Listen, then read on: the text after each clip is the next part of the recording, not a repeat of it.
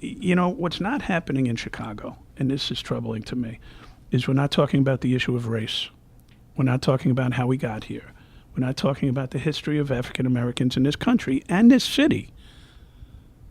Between racist policies and racist laws that existed for hundreds of years, and people are talking about reestablishing trust. You can't reestablish something you never had, right? And if you think about it, slavery, black codes, segregation, Jim Crow, mass incarceration, redlining here in Chicago, they were all racist policies. What's redlining? Redlining is the way that Chicago ghettos were created, going back 40 years, 50 years, 60 years, when the Great Migration came from the South. We decided to put African Americans in one neighborhood and not let them go into others. And, you know, things like the Dan Ryan were allegedly built to prevent people from crossing over those neighborhoods. And what happened in those neighborhoods? Those are the poorest served neighborhoods in Chicago.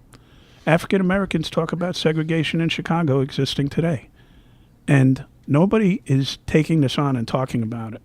And nobody is willing to touch the third rail about race. And we have to have that discussion if we're going to move forward.